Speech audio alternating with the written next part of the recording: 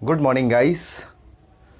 तो आज का हमारा सेशन टॉपिक है संयुक्त राष्ट्र संघ, यूनाइटेड नेशन। आज हम संयुक्त राष्ट्र संघ, यूनाइटेड नेशंस के बारे में जानकारी प्राप्त करेंगे।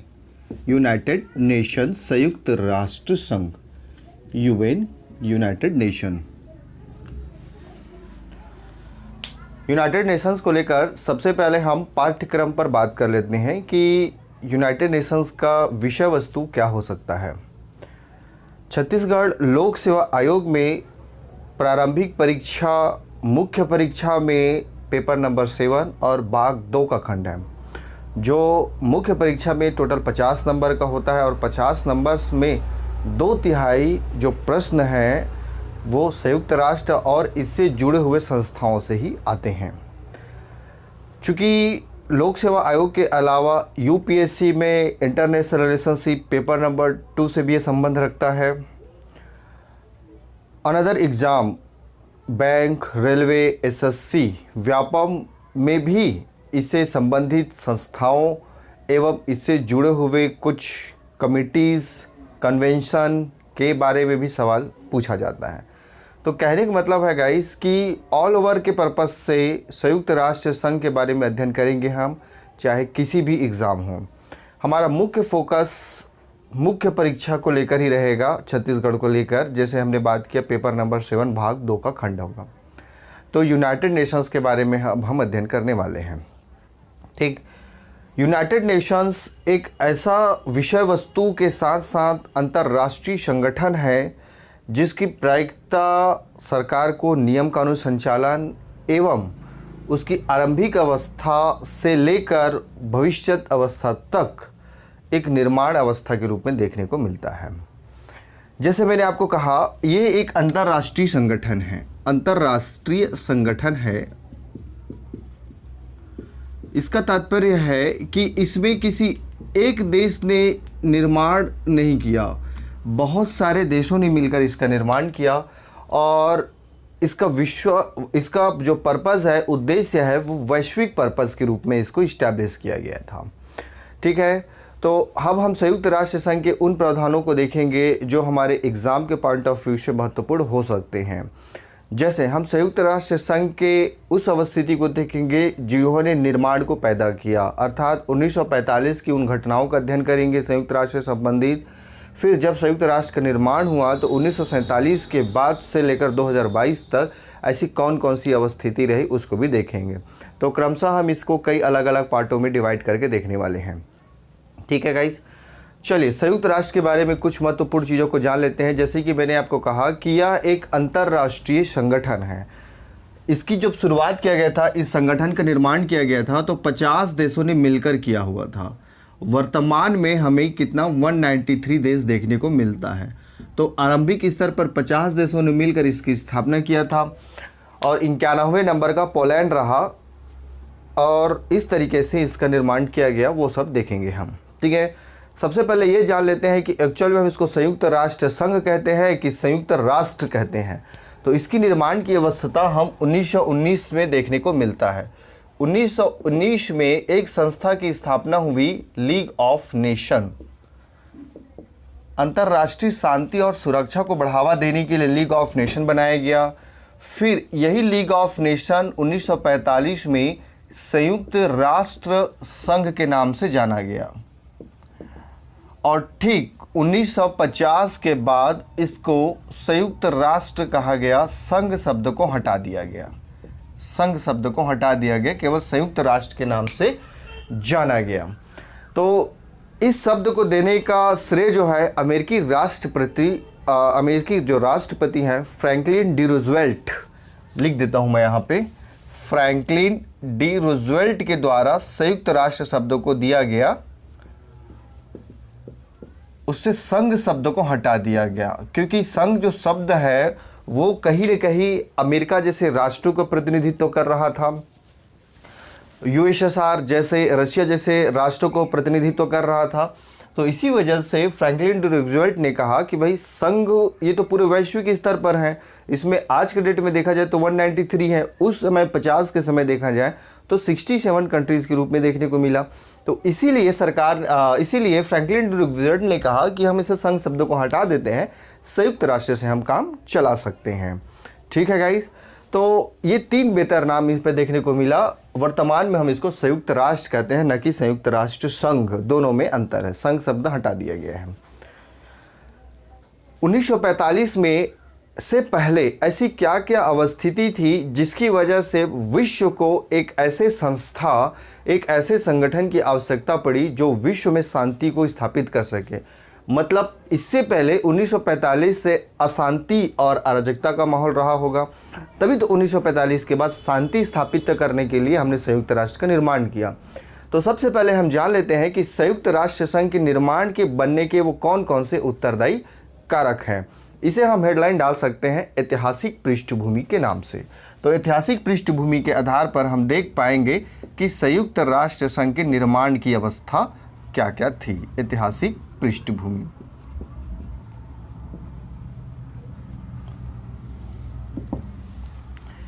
इसकी शुरुआत 1850 के औद्योगिक क्रांति से मानी जाती है। सबसे पहला अगर देखा जाए तो इसमें मेजर जो पॉइंट है वो है औद्योगिक क्रांति 1850 का। 1850 में औद्योगिक क्रांति की शुरुआत ब्रिटेन में हुई। ब्रिटेन यानी इंग्लैंड में हुआ।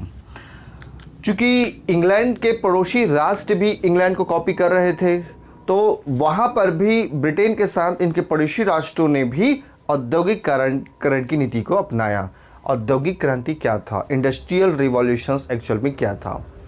जब उद्योगों में लौह इस्पात उद्योग को बढ़ावा दिया गया, यानी उत्पादन आरंभ किया गया, तो उसे ही हम औद्योगिक क्रांति के नाम से जानते हैं। औद्योगिक क्रांति का सीधा सा डेफिनेशन होगा लौह इस्पात उद्योगों को उद्योग में शामिल करना ही औद्योगिक क्रांति का प्रमुख ध्येय रहा है। जब ये औद्योगिक क्रांति की शुरुआत हुई थी तो ब्रिटेन के समवर्ती राष्ट्र यूरोप में, आज हम जिसे हम यूरोपीय यूनियन के नाम से जानते हैं, 29 + 1 30 राष्ट्र जो है यहाँ पर, ये इनके पड़ोसी राष्ट्र थे। उन्होंने भी अपने यहाँ औद्योगिक क्रांति की शुरुआत किया। और जब एक राष्ट्र दूसरे राष्ट्र का देखा सी कि औद्योगिक क्रांति की शुरुआत करेगी तो संसाधनों की कमी होना स्वाभाविक सी बात है। और 1850 के दौर में जब संसाधनों की कमी होना आरंभ हुआ तो ये यूरोप के वे राष्ट्र जैसे पुर्तगाल, स्पेनिश, डच, फ्रांस, ब्रिटेन, ये राष्ट्रों ने अन्य राष्ट्रों पर औपनिवेश तंत्र की शुरुआत किया। तो संसाधनों की कमी के चलते इन्होंने औपनिवेशवाद को बढ़ावा देना आरंभ किया। तो औद्योगिक क्रांति से ही औपनिवेशवाद की शुरुआत होती है। औपनिवेशवाद क्या है समझिए। जब कोई सक्षम राष्ट्र किसी कमजोर राष्ट्र पर नियंत्रण करता है, उसकी संप्रभुता को बाधित करता है, उसे हम औपनिवेशवाद कहते हैं। जैसे ब्रिटेन की सरकार के द्वारा भारत को औपनिवेश तंत्र में बनाया गया, इसे हम औपनिवेशवाद कहते हैं। भारत ब्रिटेन का औपनिवेश रहा है। इसका फ़ायदा क्या होता है कि जिस देश को आपने अपने औपनिवेश के अंदर संचालित किया है तो वहाँ के संसाधनों का आप उपयोग कर सकते हैं। जैसे भारत में जो भी उत्पादन हो रहा था, इस उत्पादन का हिस्सा ब्रिटेन को जा रहा था। तो औपनिवेशवाद तंत्र के माध्यम से ब्रिटेन ने अपनी औद्योगिक नीति को बेहतर तरीके से संचालित किया। अब इन्हीं होड़ में जो इनके पड़ोसी राष्ट्र थे उन्होंने भी संचालन करना आरंभ किया, क्योंकि इस समय इस दौर में यूरोप काफ़ी सशक्त और मजबूत था, आर्थिक गतिविधियों में भी, पुनर्जागरण की स्थिति में भी और चेतना की दृष्टिकोण में भी। एशिया और अफ्रीका ये दो ऐसे कॉन्टिनेंटल थे, महाद्वीप थे, जहाँ पर एकजुटता की भावना या फिर ये कहे कि उतना डेवलपमेंट नहीं हुआ था यूरोप के सापेक्षता में, और इसी वजह से यूरोप ने अफ्रीका, एशिया जैसे राष्ट्रों को टारगेट करना आरंभ किया। तो पहला कारण औपनिवेशवाद रहा। दूसरा कारण हमें देखने को मिलता है यहाँ पे राष्ट्रवाद को लेकर। अब सभी देश अपने अपने देशों को विकास करना चाहते हैं, वहाँ के नागरिक भी अपने देशों के विकास के लिए महत्वपूर्ण कदम उठाना चाहते हैं। तो ऐसे में राष्ट्रवाद की स्थिति पनपना स्वाभाविक सी बात था। यहाँ पर राष्ट्रवाद का थोड़ा सा मतलब बदला। राष्ट्रवाद का तात्पर्य होता है जब हम अपने देश के प्रति निष्ठावान रहे, लेकिन यहाँ पर जब हम अपने यूरोप में हुआ, जब वहाँ के नागरिक और सरकार अपने देश के प्रति निष्ठावान होता चला गया, तो साथ में पड़ोसी राष्ट्रों की जो निष्ठा थी उसको बाधित करना आरंभ हो गया। तो राष्ट्रवाद का एक बड़ा प्रभाव वहाँ के पड़ोसी राष्ट्रों पर दिखना आरंभ हुआ और इसी वजह से वो आगे बढ़ने के बजाय आपस में उलझते चले गए। तीसरा महत्वपूर्ण पॉइंट यहाँ पे हमको देखने को मिला औद्योगिक नीतियों का। अब औद्योगिक क्रांति की शुरुआत कर चुके थे, तो जो औद्योगिक नीति बनाई जा रही थी वो ऐसी नीति बनाई जा रही थी जिससे केवल उसी देश को फ़ायदा हो सके, अन्य देश को नहीं। जैसे ब्रिटेन ने अपनी औद्योगिक नीति बनाई और मान लेते हैं भूमध्य रेखा के जो जल सागर है उसका उपयोग की बात आया, तो जो सबल राष्ट्र है केवल वही करेंगे, अन्य राष्ट्र नहीं कर पाए, ऐसी नीतियाँ बनाई गई। तो स्वाभाविक सी बात है सभी राष्ट्र वहाँ पे दावापत्ती करेंगे और जब दावापत्ती किए तो इनके बीच असमान वितरण हो गया, कौन कितना उपयोग करेगा उस भूभाग का यह निश्चय नहीं हो पाया। तो इन सभी कारणों की वजह से वहाँ पर यूरोप में 1850 के दौर के समय राजनीतिक संकट ने उद्भव किया, राजनीतिक संकट ने जन्म लिया। तो औद्योगिकरण के पश्चात औपनिवेशवाद, राष्ट्रवाद और औद्योगिक नीति ने यूरोप में राजनीतिक संकट प्लस अराजकता को जन्म दिया। जैसे एक देश ने औपनिवेशवाद बनाना शुरू किया तो अन्य राष्ट्रों ने भी औपनिवेशवाद बनाना शुरू किया। अपने देश के हित साधने के लिए दूसरे देशों का हानि करना आरंभ कर दिया और औद्योगिक नीति में अपने देश के हित साधने के लिए अन्य देशों की उपेक्षा की गई। तो स्वाभाविक सी बात है अन्य राष्ट्र चुप बैठेगा नहीं और इसी वजह से यहाँ पर राजनीतिक संकट ने जन्म लिया। तब जाकर जब 1850 के बाद लगभग 20-30 सालों के बाद यह राजनीतिक संकट काफ़ी विकराल रूप में हो रहा था और जब एक दूसरे को हानि कर रहे थे तो इन्हें एक विचार आया कि क्यों ना हम मिलकर काम करें। तो 1889 में 1889 में इन्होंने अंतर्राष्ट्रीय शांति सम्मेलन आयोजित किया। अंतर्राष्ट्रीय शांति सम्मेलन का आयोजन किया गया। इसका आयोजन नीदरलैंड के हेग में किया गया। ठीक है गाइस, क्यों किया गया? ताकि इस सम्मेलन के माध्यम से ये राजनीतिक, पहला इनका उद्देश्य क्या था कि जो राजनीतिक संकट और अराजकता उठा हुआ था इसको समाप्त करना, समाप्त करके विश्व शांति प्लस क्या करना, विश्व शांति एवं सुरक्षा की स्थापना करना। तो इस उद्देश्य से इन्होंने अंतर्राष्ट्रीय शांति सम्मेलन की स्थापना किया। ठीक है, जिनका उद्देश्य था वहाँ की, कहाँ की, यूरोप की राजनैतिक संकट को समाप्त करके, अराजकता को समाप्त करके विश्व शांति की स्थापना करना। लेकिन ये सम्मेलन बिल्कुल नाम मात्र का हो गया, केवल कागजी किताबों की तरह हो गया, क्योंकि वहाँ के अधिकांश राष्ट्र जो है इस प्रक्रिया को फॉलो नहीं कर रहे थे। क्यों? क्योंकि यह खुद एक अस्थायी सम्मेलन के रूप में शामिल हुआ और इसी वजह से अब यहाँ पे विचार आया कि क्यों ना हम एक स्थायी सम्मेलन की विकास करें और तब जाकर 1902 में इन्होंने एक स्थायी सम्मेलन का विकास किया। ठीक है, और इस सम्मेलन के माध्यम से एक संगठन की स्थापना करी, स्थायी मध्यस्थता न्यायालय। स्थायी मध्यस्थता न्यायालय की इन्होंने स्थापना करी। ठीक है गाइस, 1902 में स्थायी मध्यस्थता न्यायालय की स्थापना करी। यही न्यायालय आगे चलकर, जिसको हम जानते हैं संयुक्त राष्ट्र संघ के एक अंग के रूप में अंतर्राष्ट्रीय न्यायालय, तो 1902 में स्थापित स्थायी मध्यस्थता न्यायालय ही आगे चलकर अंतर्राष्ट्रीय न्यायालय का रूप धारण करता है। अंतर्राष्ट्रीय न्यायालय का रूप धारण करता है, जो आज भी प्रासंगिक बना हुआ है। अंतर्राष्ट्रीय न्यायालय हमारा मुख्यालय नीदरलैंड के हेग में है। तो 1902 में ही स्थायी मध्यस्थता न्यायालय की शुरुआत किया गया था। जब इसकी शुरुआत की गई तो देखा गया कि जो भी मामले यूरोप में संचालित होते थे, मान लेते हैं कोई एक राष्ट्र दूसरे राष्ट्र को उपेक्षित कर रहा है, तो उन मामलों को इसके माध्यम से, स्थायी मध्यस्थता न्यायालय के माध्यम से सुलझाया जाता था।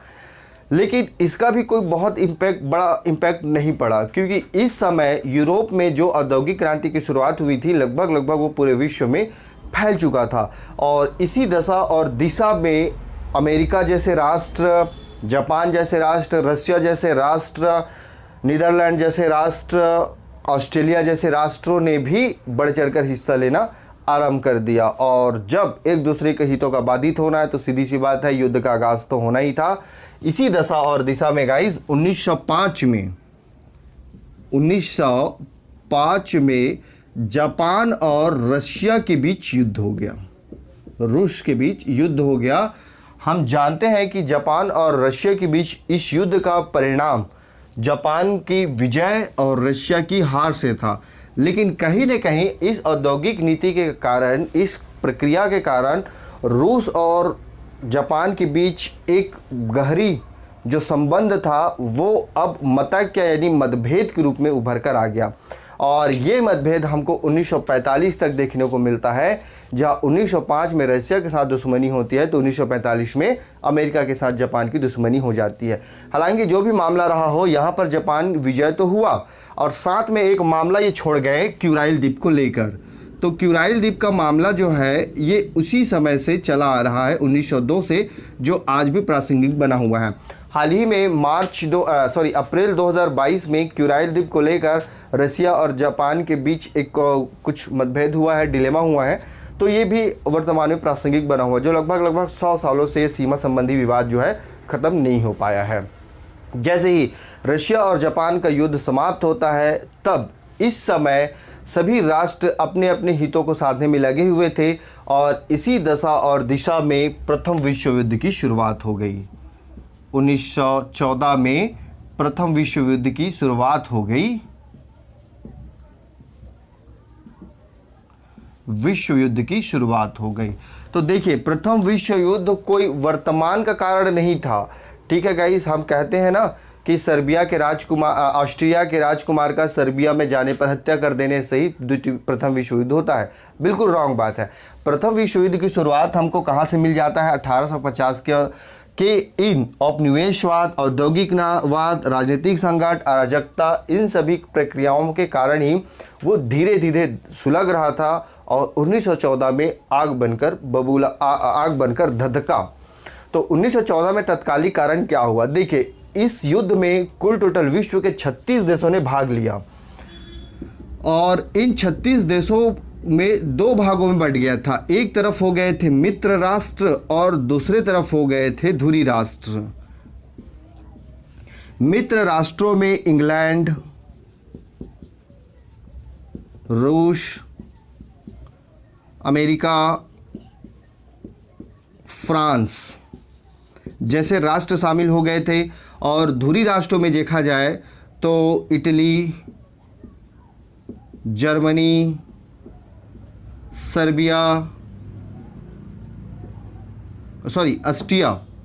ऑस्ट्रिया, हंगरी, ठीक, सर्बिया मित्र राष्ट्रों में शामिल था।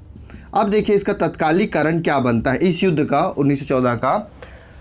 ऑस्ट्रिया के राजकुमार जो धुरी राष्ट्र में शामिल था, पहले से यह षड्यंत्र किया जा चुका था कि जैसे ही ऑस्ट्रिया के राजकुमार सर्बिया पे आएंगे, यहाँ पे हम इसकी हत्या कर देंगे। तो ऑस्ट्रिया का राजकुमार को इसके बारे में जानकारी नहीं था कि वहाँ पे भी प्लान बनाया जा चुका है उसको मारने का। जब ऑस्ट्रिया के राजकुमार सर्बिया पहुँचा, वहाँ पे उसकी हत्या कर दी गई और ऑस्ट्रिया ने सर्बिया के खिलाफ युद्ध जारी कर दिया। जैसे ये जारी किया सर्बिया ने, तो इंग्लैंड सर्बिया के समर्थन में आ गया। जब इंग्लैंड सर्बिया के समर्थन में आया तो इटली जो है वो ऑस्ट्रिया के समर्थन में आ गया और रूस जो है इसके समर्थन में आया, अमेरिका जो है इसके समर्थन में आ गया, फ्रांस भी है इनके समर्थन में आ गया। और इस तरह से धीरे धीरे एक एक करके विश्व के बहुत सारे देशों ने इस युद्ध में पार्टिसिपेट करना आरंभ कर दिया। हालांकि आप इसका परिणाम जानते हैं। अगर हम धुरी राष्ट्रों में देखें तो एकमात्र इटली ऐसा राष्ट्र था जो उस समय इन मित्र राष्ट्रों से बराबरी का विवाद या बराबरी का सामना कर सकता था। बाकी अन्य राष्ट्र काफ़ी छोटे थे, संसाधन भी उनके पास उतने नहीं थे, सैन्य प्रशासनिक शक्ति भी उतनी नहीं थी। तो मित्र राष्ट्रों का केवल एक ही टारगेट था उस समय कि इटली को किसी तरह से कमर तोड़ दी जाए और आखिरकार वही हुआ। जब 1918 में इस युद्ध की समाप्ति हुई तो इस युद्ध की समाप्ति ही संधि के शर्तों पर हुई थी। ठीक है, इस युद्ध की समाप्ति कैसे हुई गई? संधि के शर्तों पर, जिसे विश्व इतिहास में वर्साई की संधि के नाम से जानते हैं। वर्साय नामक एक जगह पर संधि हुआ जिसमें एक तरफ इटली और दूसरे तरफ मित्र राष्ट्र थे और इनके बीच ही संधि हुई। ठीक है, तो 1919 में वर्साय की संधि शुरू होती है। पहले यहाँ तक क्लियर कर लेते हैं, फिर उसके बाद हम आगे बढ़ते हैं।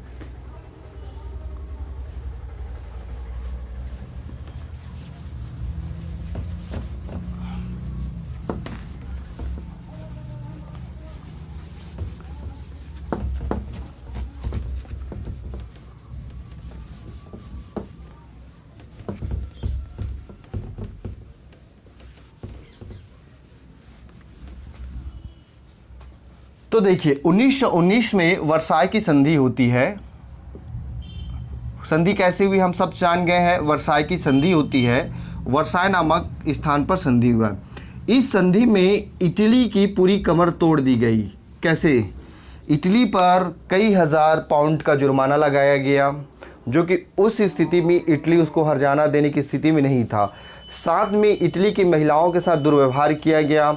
वहाँ के सेना को काफ़ी अपमान का भी सामना करना पड़ा। ऐसा माना जाता है कि इटली को इतना असम्मान सहना पड़ा कि वो चाहता, अगर उस समय उसके पास सशक्त होता कुछ संसाधन या फिर सशक्त नेता होता, तो द्वितीय विश्व युद्ध को इतना लंबा समय नहीं लगता। इसका मतलब ये है कि वर्साय की संधि से यह निर्णय निश्चित हो गया था कि द्वितीय विश्व युद्ध भविष्य में होना है। क्यों? क्योंकि इटली की जनता चाहती थी कि किसी तरीके से इन मित्र राष्ट्रों से बदला लिया जाए। बहरहाल जो भी हो गाइज, यहाँ पे प्रथम विश्व युद्ध वर्साय की संधि के कारण रुका और इटली को पूरी तरह से विच्छेद कर दिया गया। चूँकि यही मित्र राष्ट्र जो अभी प्रथम विश्व युद्ध में पार्टिसिपेट किए, जिनकी वजह से ग्लोबल या ग्रेट वार जिसको हम कहते हैं, प्रथम विश्व युद्ध को हम ग्लोबल या ग्रेट वार भी कहते हैं, जिसकी वजह से ये युद्ध हुआ, अब वही चाहते हैं कि 1919 में वर्साय की संधि जैसी ही खत्म हो जाएगी, इसके बाद हम विश्व शांति और सुरक्षा को लेकर बढ़ावा देने हेतु एक ऐसी संस्था का निर्माण करेंगे जहाँ पर किसी के साथ कोई लड़ाई वगैरह नहीं होगी। और इसी दशा और दिशा में इन्होंने लीग ऑफ नेशन की शुरुआत करी, जिसका उद्देश्य ही था कि अंतर्राष्ट्रीय शांति और समझौता को बढ़ावा देना। तो यही 1919 में लीग ऑफ नेशन आगे चलकर संयुक्त राष्ट्र के नाम से जाना जाता है। तो लीग ऑफ नेशंस के माध्यम से इन्होंने अंतर्राष्ट्रीय शांति और सुरक्षा को बढ़ावा देने का प्रावधान किया और साथ में वहाँ के जो श्रमिक वर्ग थे, मतलब अंतर्राष्ट्रीय श्रमिक वर्ग थे, इनके हितों की भी सुरक्षा करने का प्रावधान किया। तो इसके लिए इन्होंने 1919 में ही एक संगठन का निर्माण किया, अंतर्राष्ट्रीय श्रम संगठन का निर्माण किया, ILO संगठन का निर्माण किया। और इस तरीके से प्रथम विश्व युद्ध के बाद जैसा भी हो, व्यवहारिक स्तर पर इन संगठनों ने काम करना आरंभ किया। यूरोप के साथ पूरे विश्व के कई अलग अलग राष्ट्रों में, चाहे वो सीमा संबंधी विवाद हो, चाहे अर्थव्यवस्था को लेकर विवाद हो या समुद्री सीमा को लेकर विवाद हो, इन सभी विवादों का निपटारा एक मंच पर करने का, जिसको लीग ऑफ नेशंस कहा गया, इसके माध्यम से संचालित करने का प्रावधान आरंभ किया। लेकिन 1914 से लेकर 18 का प्रथम विश्व युद्ध लौट कर तो आना स्वाभाविक था, क्योंकि एडोल्फ हिटलर इटली में तानाशाही शासन की शुरुआत कर चुका था। क्योंकि हम जानते हैं कि इटली को युद्ध संचालन करने के लिए केवल एक नेता की आवश्यकता थी, क्योंकि वो 1919 का वर्साय की संधि का अपमान भूला नहीं था। और यही हुआ 1936 में। तो 1936 में फिर द्वितीय विश्व युद्ध की शुरुआत हो जाती है। इस द्वितीय विश्व युद्ध में एक तरफ धुरी राष्ट्र के रूप में फिर से जर्मनी, जापान, इटली, ये 3 धुरी राष्ट्र बन जाते हैं, और उधर जो फ्रांस है, रशिया है, अमेरिका है, ब्रिटेन है, पुर्तगाल है, ये सारे राष्ट्र एक तरफ हो जाते हैं। हालांकि इस युद्ध का परिणाम आप जानते हैं कि धुरी राष्ट्रों की हार होती है। 6 अगस्त और 9 अगस्त 1945 को हिरोशिमा और नागासाकी में अमेरिका के द्वारा परमाणु बम गिराया गया था, और इस परमाणु बम से जापान ने आत्मसमर्पण किया, जिसकी वजह से ये द्वितीय विश्व युद्ध की समाप्ति हुई। इस द्वितीय विश्व युद्ध के बीच में ही ठीक है। जो मित्र राष्ट्र थे और उस समय जो अन्य राष्ट्र थे, जैसे एशिया के कुछ अन्य राष्ट्र, अफ्रीका के कुछ अन्य राष्ट्र, दक्षिण अमेरिका के कुछ राष्ट्र, ब्राज़ील, क्यूबा, ठीक है, इन राष्ट्रों के द्वारा एक संगठन के निर्माण की बात आई थी और इस संगठन के निर्माण को हम कैसे संचालित कर सकते थे, ये इस प्रक्रिया की बात आई। तो आरंभिक स्तर पर जब युद्ध चल ही रहा था तो उसी समय 1941 में 1941 में लीग ऑफ नेशन के तहत एक संयुक्त घोषणा पत्र जारी करने का प्रावधान किया। तो पूरे विश्व के लगभग 26 देशों ने मिलकर इस घोषणा पत्र को तैयार किया और इस घोषणा पत्र में एक प्रमुख तथ्य था, कथन था एक्सिस पावर को लेकर। एक्सिस पावर वह पावर था जिसके माध्यम से कोई राष्ट्र किसी अन्य राष्ट्र की उपेक्षा कर सकता है।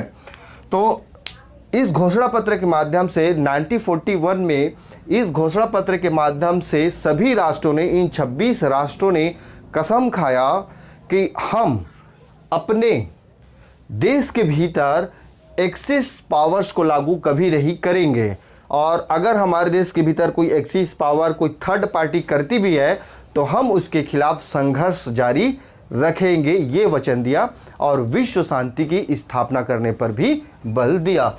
तो 1941 में जब यही राष्ट्र जो लीग ऑफ नेशन के राष्ट्र थे, उन्होंने संयुक्त राष्ट्र घोषणा पत्र जारी किया, तो इसके माध्यम से ही 1941 के माध्यम से फिर विश्व में एक ऐसे ऑर्गेनाइजेशन, संगठन की आवश्यकता महसूस हुई और साथ में इस संगठन को चलाने के लिए एक ऐसी संविधान, ऐसी चार्टर की आवश्यकता पड़ी जो पूरे विश्व के सभी राष्ट्रों के लिए समान रूप से लागू हो। तो इस दशा और इस प्रक्रिया में 1941 में संयुक्त राष्ट्र संघ का संविधान तथा संगठन बनाने की प्रक्रिया का आरंभ किया गया। ठीक, 1941 में ही संयुक्त राष्ट्र का संविधान एवं संस्था बनाने की प्रक्रिया की शुरुआत हुई थी। दोनों के लिए मसौदा एक ही तिथि को तैयार किया गया था, 14 अगस्त को। तो 14 अगस्त 1941 को ही मसौदा तैयार किया गया दोनों के लिए प्रॉपरली। संविधान यानी संयुक्त राष्ट्र का चार्टर एक्ट प्लस संघ बनाने की जो संस्था बनाने की प्रक्रिया है वो इसी तिथि को हुआ। तो क्रमवार देखते हैं, पहले संविधान को देख लेते हैं, संविधान बनने की प्रक्रिया, फिर संस्था बनने की प्रक्रिया को देखेंगे। 14 अगस्त 1941 को जब ये मसौदा तैयार किया गया, तब ठीक एक सालों के बाद यानी 1942 में 26 देशों ने संयुक्त राष्ट्र की जो संविधान है उसको स्वीकृति दी। 26 देशों ने उसको स्वीकृति प्रदान कर दी और जैसे ही स्वीकृति प्रदान किया गया तब संयुक्त राष्ट्र का चार्टर बनने की आरंभ हो जाता है। इसको लगभग काफ़ी समय भी लगा और जब यह बनकर तैयार हुआ तो 26 जून 1945 को यह बनकर पूरी तरह से तैयार हो गया और 50 देशों ने इससे हस्ताक्षर करके अपना लिया। प्लस एक 91वां पोलैंड होता है जो बाद में उसको अपनाता है, पोलैंड जो होता है बाद में अपनाता है। तो 26 जून 1950 को 50 देशों ने इस पर हस्ताक्षर करके इस संविधान को अपना लिया जाता है और 24 अक्टूबर 1945 को 1945 को यह लागू कर दी जाती है। वहीं दूसरी तरफ एक तरफ संविधान तो बन चुका हमारा। देखिए, इस संविधान को जब 24 अक्टूबर 1945 को लागू किया गया था तो इसके इस तरीके से चक्री फॉर्मेट में प्रारूप को बनाया गया था। ठीक है, इसमें 19 अध्याय लागू की गई, 19 अध्याय बनाया गया जिसके अंदर 111 अनुच्छेद डाले गए और लगभग शब्द जो है 10,000 शब्दों का समावेशन हमको देखने को मिलता है। तो जब हम संविधान का संयुक्त राष्ट्र संघ के जो संविधान है उसके बारे में हम नेक्स्ट वीडियो में बात करेंगे, तो वहाँ पर ही हम संयुक्त राष्ट्र के उद्देश्य, सिद्धांत, कार्यप्रणाली सभी को उसके अंतर्गत ही हम देखेंगे। इसीलिए उसका एक अलग से सेपरेटेड वीडियो ही बनाया गया है। ठीक है गाइस, तो 1941 से लेकर 24 अक्टूबर 1945 तक संविधान बनने की प्रक्रिया आरंभ हुई थी। वहीं अगर दूसरी ओर हम देखें संगठन बनाने की प्रक्रिया, तो संगठन बनाने की प्रक्रिया में हम देख सकते हैं 1941 में ही, कब, 14 अगस्त 1941 को ही संगठन बनाने की कवायद की गई, यानी कि मसौदा तैयार किया गया। और 1942 में 26 राष्ट्रों ने इस मसौदे को स्वीकृति दे दी। कितने राष्ट्रों ने स्वीकृति दे दी? 26 राष्ट्रों ने स्वीकृति दे दी। ठीक है, जब 26 राष्ट्रों ने स्वीकृति दिया तब जाकर संगठन बनाने की प्रक्रिया शुरू हुई। लेकिन एक्चुअल में संगठन को मूर्त रूप देने के लिए 4 फरवरी 1944 में 4 फरवरी 1944 में बैठक हुई, कन्वेंशन हुआ क्रीमिया। तो क्रीमिया के याल्टा नगर में बैठक किया गया, याल्टा नगर में बैठक किया गया। ठीक है, ये सम्मेलन हुआ कहाँ पे? क्रीमिया के याल्टा नगर में शिखर सम्मेलन हुआ। इसमें ब्रिटिश की तरफ से ब्रिटिश प्रधानमंत्री पीएम थे उस समय चर्चिल। ठीक, यूएसएसआर के राष्ट्रपति थे स्टालिन, और उस समय तत्कालीन यूएस के प्रधानमंत्री थे राष्ट्रपति थे रूजवेल्ट। तो इन तीनों ने क्रीमिया के याल्टा नगर में जब ये शिखर सम्मेलन आयोजित किया गया तो इसी के माध्यम से सुरक्षा परिषद को मूर्त रूप देने का काम शुरू हुआ। साथ में जो सुरक्षा परिषद यूएनओ के अंतर्गत एक अंग के रूप में सुरक्षा परिषद की जब स्थापना किया गया, तो सुरक्षा परिषद की स्थापना के साथ साथ इन्होंने सुरक्षा परिषद के स्थापना के साथ साथ इन्होंने मतदान प्रक्रिया को अपनाया। मतदान प्रक्रिया का मतलब होगा कि संयुक्त राष्ट्र में अगर कोई भी नीति, नियम, कानून, प्रक्रिया संचालन किया जाएगा तो उसके लिए संयुक्त राष्ट्र में जितने भी सदस्य राष्ट्र हैं उनके बीच मतदान होगा और उनके मतदान के आधार पर निर्णय लिया जाएगा। ये प्रावधान भी किया गया। तो 4 फरवरी 1944 को जब क्रीमिया के याल्टा नगर में सम्मेलन हुआ तो इसी में ही मूर्त रूप देने की बात किया गया। और ठीक जब ये पूरी प्रक्रिया हो गई, जब यहाँ पे बैठक हुआ कि भाई ठीक है अब संस्था बनाएंगे, तब जाकर 21 अगस्त 1944 को डम्बार्टन, यूएसए का एक जगह है डम्बार्टन में एक भवन है ऑक्सस। डम्बार्टन के ऑक्सस भवन में संस्था बनाने को लेकर बैठक हुई। ये बैठक 7 अक्टूबर 1944 तक चला और इस बैठक में पूरा निर्णय ले लिया गया था कि हमें अब क्या बनाना है? संस्था बनाना है। और इस संस्था बनाने की प्रक्रिया में फिर हम जानते हैं कि 26 जून 1945 को, ठीक है गाइस, 26 जून 1945 को इन सभी राष्ट्रों ने इसे क्या किया? इसे भी स्वीकृति दे दी। 26 जून 1945 को स्वीकृति दी और हमारा संस्था जो है वो बनकर आ गया 24 अक्टूबर 1945 को संयुक्त राष्ट्र संघ के नाम से बनकर तैयार हो गया। तो ये था गाइस हमारे संस्था बनने की पूरी प्रक्रिया। एक बार फिर से रिपीट कर लेते हैं। 1941 में संस्था बनाने के लिए मसौदा तैयार हुआ। 42 में 26 देशों ने स्वीकृति प्रदान करी। 4 फरवरी 1944 को क्रीमिया के याल्टा नगर में शिखर सम्मेलन हुआ, जिसमें ब्रिटिश प्रधानमंत्री चर्चिल, रशिया के स्टालिन और यूएस के यानी अमेरिका के रूजवेल्ट ने भाग लिया। इस शिखर सम्मेलन में 2 महत्वपूर्ण निर्णय लिया गया। पहला सुरक्षा परिषद के निर्माण को लेकर और दूसरा सुरक्षा परिषद में मतदान की प्रक्रिया को लेकर। ठीक इसके बाद 21 अगस्त 1944 के डम्बार्टन के ऑक्सस भवन में बैठक बुलाई गई और ये बैठक 7 अक्टूबर 1944 तक चला। इसमें ही पूरा का पूरा यूएस के जो संयुक्त राष्ट्र होगा उसकी निर्माणाधीन कहाँ पे मुख्यालय होगा, कितने सदस्य होंगे, क्या क्या प्रक्रियाएं होंगी, कितने स्थायी सदस्य होंगे, कितने अस्थायी सदस्य होंगे, इन सारे बातों पर डिस्कस किया गया और अंततः 24 अक्टूबर 1945 को संयुक्त राष्ट्र का गठन हुआ। ठीक है, और जैसे ही संयुक्त राष्ट्र का गठन हुआ तब इसके मुख्यालय, पहली बैठक, ध्वज, प्रतीक चिन्ह, चार्टर एक्ट के प्रावधान, इन सारे चीज़ों की कवायद आरंभ होती है। तो आई होप ये सारे पॉइंट आपको अच्छे से समझ आ गए होंगे। आगे बढ़ते हैं, इनके मुख्यालय को लेकर बात कर लेंगे, पहली बैठक वगैरह को भी लेकर हम बात कर सकते हैं।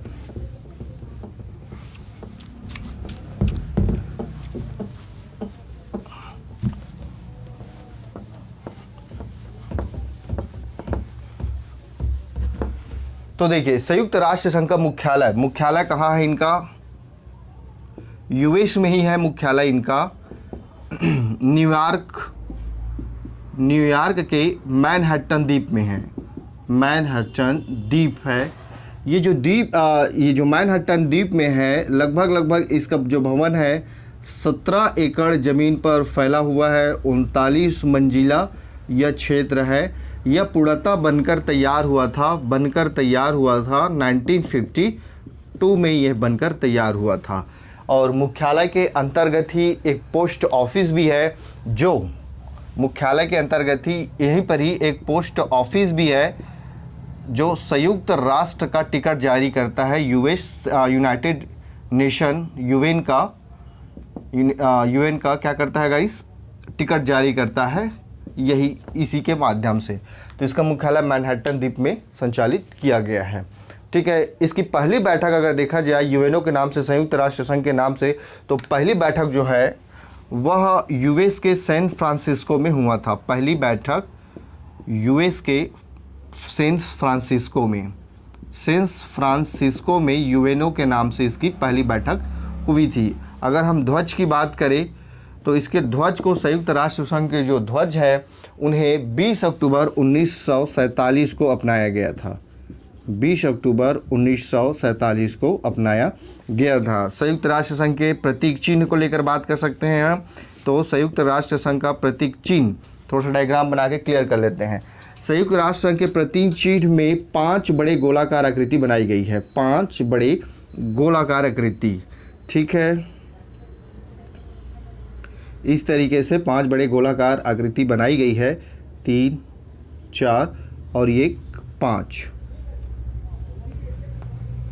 ठीक है। ये 5 बड़े एक गोलाकार आकृति बनाई गई है, जिसमें जो इसका पृष्ठभूमि है, इसका इस गोलाकार का जो पृष्ठभूमि है हल्का नीला रंग है, हल्का नीला रंग है,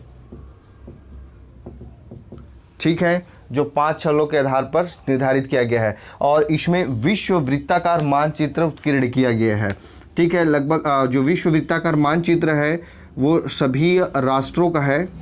जैसे 5 जो हमारे महाद्वीप है, मेजर महाद्वीप, उन महाद्वीपों के बारे में उत्कीर्ण किया गया है इस तरीके से, ठीक है। यहाँ पर हमारा ऑस्ट्रेलिया, ओशनिया का प्रांत जो है, क्षेत्र है। तो इस तरीके से इसमें क्या किया गया है, टोटल जो हमारे महाद्वीप हैं उन महाद्वीपों का उत्कीर्ण किया गया है। इसको हम कह सकते हैं विश्व का मानचित्र 60 डिग्री देशांतर। विश्व का मानचित्र जो है तो उसमें 60 डिग्री देशांतर की बात किया गया है यहाँ पर। इस पॉइंट को आप याद रखेंगे अच्छे से, ठीक है। देखिए, जो इसकी पृष्ठभूमि है वो कैसी है गाइस? बिल्कुल हल्का नीला रंग है। और जो मानचित्र का कलर है, मानचित्र का जो रंग है वो सफ़ेद है। कौन सा है? सफ़ेद रंग है इसका मानचित्र का जो डिज़ाइन किया गया है। साथ में अगर हम देखें तो इसमें जो 5 गोलों के आधार पर, तो मैंने बता दिया आपको, ये मानचित्र सफ़ेद रंग का है, ठीक है। इसमें हल्का नीला रंग है, विश्व का मानचित्र देशांतर है। इसमें जैतून का आकार उत्कीर्ण किया गया, जैतून का हार बनाया गया है। जैतून का जो पत्ते होते हैं उनके पत्तों के माध्यम से ऐसा हार बनाया गया है, ठीक है। ये ग्लोब के बाहरी क्षेत्र में, बाहरी आवरण में हमको ऐसा मानचित्र देखने को मिलता है। इस तरीके से यहाँ पर उसको ऐसे करके बनाया गया है। तो इस मानचित्र में जैतून की हार भी उत्कीर्ण किया गया है। इसे 7 दिसंबर 1946 को अपनाया गया था। कब अपनाया गया था गाइस? इसको ध्वज को, जो प्रतीक चिन्ह है, प्रतीक चिन्ह को अपनाया गया था 7 दिसंबर 1946 को स्वीकार किया गया था, ठीक है गाइस। तो यही है संयुक्त राष्ट्र संघ के बारे में एक सामान्य विचार की प्रणाली। नेक्स्ट वीडियो में हम देखने वाले हैं संयुक्त राष्ट्र का संविधान अथवा चार्टर एक्ट क्या है। साथ में हम इनके अंगों को लेकर भी बात करेंगे। 6 अंग वर्तमान में हमको देखने को मिलता है, इसके बारे में भी जिक्र करेंगे।